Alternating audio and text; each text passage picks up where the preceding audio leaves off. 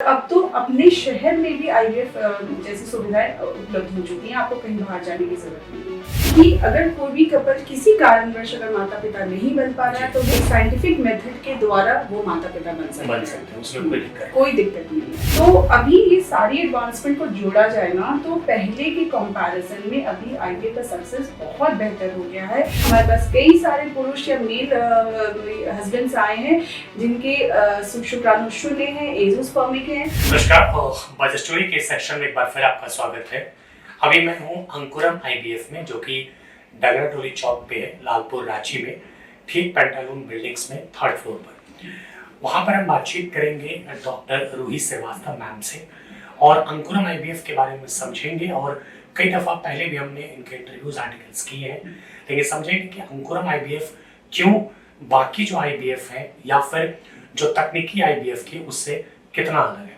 Ma'am, हमारे channel में आपका स्वागत है। नमस्कार मैम, जैसे आईवीएफ को लेकर कई सारे मिथ हुए हैं, बहुत लोग सहमत हैं, बहुत लोग आते हैं, बट ये बहुत कॉमन सा सवाल है। लेकिन आपके पास जो अनुभव है उसमें आप क्या कहना चाहेंगे हमारे दर्शकों को? मैं ये बोलना चाहूँगी कि आईवीएफ से जुड़े अभी भी काफ़ी सारी भ्रांतियाँ मतलब लोगों के मन में है, लेकिन ये समझाना चाहूँगी ये एक मेडिकल ट्रीटमेंट है और ये एक एडवांसमेंट है मेडिसिन साइंस की, जिसमें कि अगर कोई भी कपल किसी कारणवश अगर माता पिता नहीं बन पा रहा है तो वो आईवीएफ टेक्निक या एक साइंटिफिक मेथड के द्वारा वो माता पिता बन सकते हैं। उसमें कोई दिक्कत नहीं है।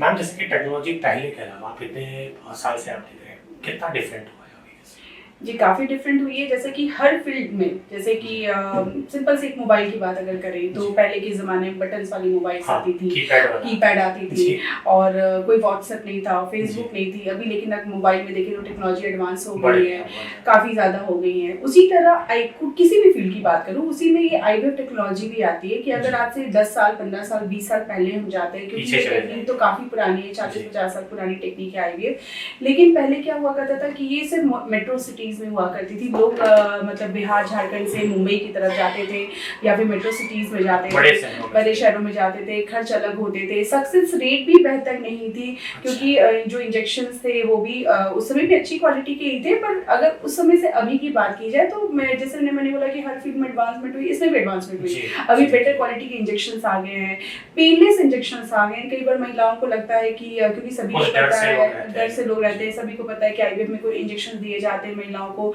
इंजेक्शन नाम सुनते ही लोग को घबराहट होने लगती है, बड़ी बड़ी इंजेक्शंस लगेंगी। लेकिन अब तो मार्केट में पेनलेस इंजेक्शंस भी आ गई हैं। पहले D3 एम्ब्रियो ट्रांसफर हुआ करता था, ब्लास्टोसिस्ट कल्चर की टेक्निक नहीं हुआ करती थी। तो अभी ये सारी एडवांसमेंट को जोड़ा जाए ना तो पहले के कंपैरिजन में अभी आईवीएफ का सक्सेस बहुत बेहतर हो गया है और अब तो अपने शहर में भी आईवीएफ जैसी सुविधाएं उपलब्ध हो चुकी हैं, आपको कहीं बाहर जाने की जरूरत नहीं है। मैम, जैसे ये सवाल मुझे लगा कि करना चाहिए आपसे कि जैसे लेडीज तो आपके पास अपनी बातों को कह देते हैं, बट कई दफ़ा होता है कि जेंट्स के भी टेस्ट वगैरह होते हैं, तो ऐसा कई बार आपको लगा है कि जैसे बहुत लोग चाहते हैं बोलने में, क्योंकि उनको आप कैसे समझाते हैं? नहीं, देखिए प्रेगनेंसी नहीं होना एक कपल प्रॉब्लम है, ऐसा नहीं कि हमेशा आरोप नहीं लगा सकते, महिलाएं जिम्मेदार होती है। हमारे पास कई सारे कपल्स आते हैं जिसमें पुरुषों में भी परेशानी होती है, लेकिन जब तक आप परेशानी को समझेंगे नहीं तो उसके लिए आप ट्रीटमेंट नहीं ले पाएंगे। जैसे कि सबसे कॉमन परेशानी जो होती है कि शुक्राणु का शून्य होना, ठीक है, कि कीटाणु में मतलब कीटाणु है ही नहीं, ठीक है। तो अब जिनकी शुक्राणु शून्य है, जैसे हम एजोस्पर्मिया बोलते हैं, वैसे लोग तो पिता नेचुरल तरीके से नहीं बन पा सकते हैं। लेकिन अगर आप आगे बढ़ के अपनी ट्रीटमेंट के लिए आएंगे तो आपको ये मैं समझाना चाहूंगी कि आईवीएफ में टीजा टेक्निक होती है, टेस्टिकुलर स्पर्म एस्पिरेशन, और उस प्रक्रिया में हम लोग पुरुषों के टेस्टिस से स्पर्म निकालते हैं और जो स्पर्म हमें मिलता है महिलाओं के एग से फर्टिलाइज कर देते हैं और भ्रूण बनाते हैं और फिर महिला की यूट्रस में मतलब इम्प्लांट कर देते हैं। अब मैं आपको बताना चाहूंगी हमारे पास कई सारे पुरुष या मेल हस्बैंड्स आए हैं जिनके शुक्राणु शून्य है, एजोस्पर्मिक है, टीजा हमने किया, रिजल्ट आया, पॉजिटिव हुए और अभी माता पिता वो है, स्वस्थ बच्चे के माता पिता है। मैम, जैसे अगर हम ऐसे बात करेंगे कैमरे के सामने तो इस चीज को कहना वो होगा कि लोग पैसे को लेकर बहुत सारे मन हो रहे थे कि बहुत महंगा, बहुत कॉस्टली होगा, बट अगर हम देखें तो अंकुरम क्यों इतना फेथ करें लोग यहाँ पे, और ऐसा कि कोई कंफर्टेबल हो कि चलो भाई इतने में हमारा हो जाएगा, या फिर आप कैसे थे अगर आप देखिए मन में एक सवाल होता है? हाँ होता है। आईवीएफ से जुड़े दो चीजें लगती हैं कि मैं एक तो खर्च को लेकर सब जगह रहता है कि खर्च इसमें काफी लगने वाला है, रिजल्ट आएगा नहीं आएगा, और जिस हॉस्पिटल में हम जा रहे हैं क्या वो बेहतर हॉस्पिटल है कि नहीं, वहाँ के डॉक्टर्स कैसे, क्लिनिशियन कैसे, ये फैक्ट है। और मैं बोलती हूँ ये गलत सोच नहीं है, अगर मैं भी उनकी जगह रहूंगी तो मैं इन सब बातों को स्वाभाविक से सोचूंगी।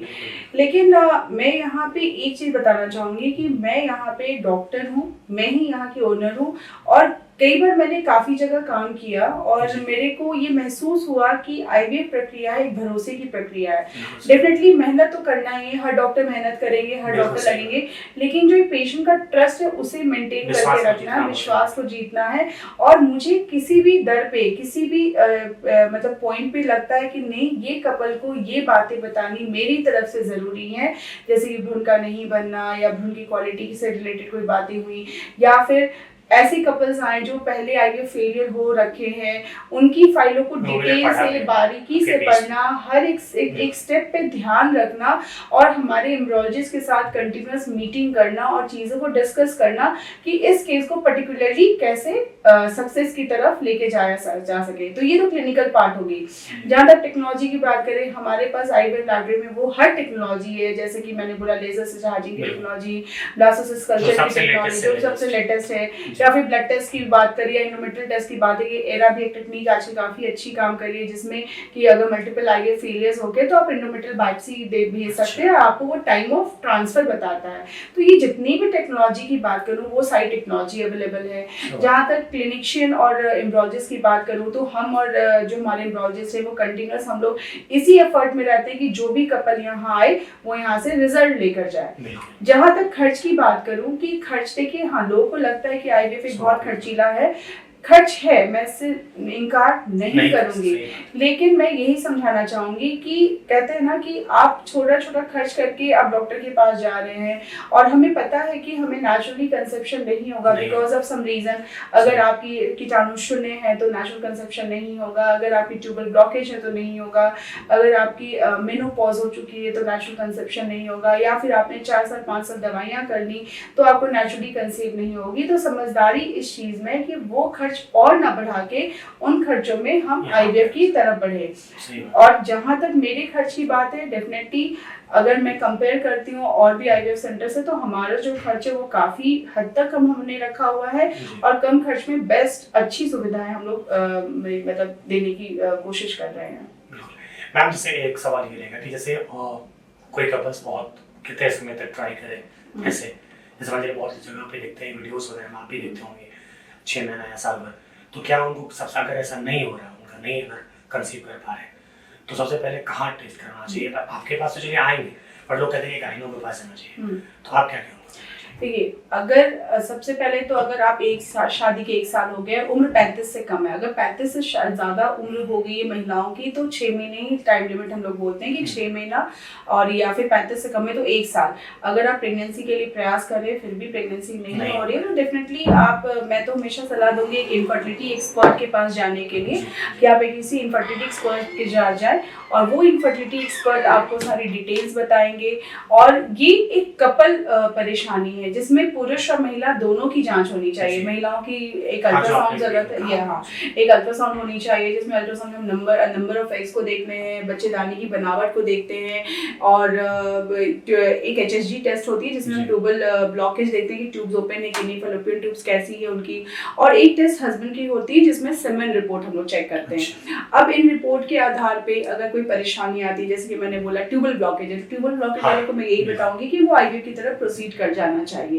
अगर एज़ोस्पर्मिया है तो उन्हें भी आईवीएफ की तरफ प्रोसीड कर जाना चाहिए। लेकिन अगर मान लीजिए आपकी सारी रिपोर्टें नॉर्मल है, कोई परेशानी नहीं है, तो हम लोग कुछ मेडिकेशंस भी देते हैं 2-3 महीना 4 महीना, फिर अल्ट्रासाउंड करके फॉलिकल मॉनिटरिंग करते हैं और कोशिश करवाते हैं कि कपल खुद से ट्राई करें। और उसमें भी कई लोग सक्सेस होके यहाँ से चले जाते हैं कि वो नेचुरल कंसीव भी 1 साल के अंदर कर जाते हैं। लेकिन अगर कोई कंडीशन ऐसी है रिपोर्ट्स के आधार पे कि जिन्हें लगता है कि नहीं ये नेचुरली कंसीव नहीं कर पाएंगे तो उन्हें हम अकॉर्डिंगली आईवीएफ की सलाह भी देते हैं। फिर IUI भी एक टेक्निक होती है कि अगर रिपोर्ट्स तो ठीक है पर स्पर्म मोटिलिटी या स्पर्म की क्वांटिटी उतनी ज़्यादा नहीं है जितनी एक नॉर्मल होनी चाहिए, तो IUI टेक्निक होती है जिसे भी हम कपल को सजेस्ट करते हैं कि अगर आपकी शादी के 1-2 साल हो गए हैं, रिपोर्ट्स नॉर्मल हैं, फिर भी आपकी कंसीव नहीं हो रही या फिर थोड़ी बहुत स्पर्म में परेशानियां है, तो IUI टेक्निक से भी लोग काफ़ी कंसीव करते हैं।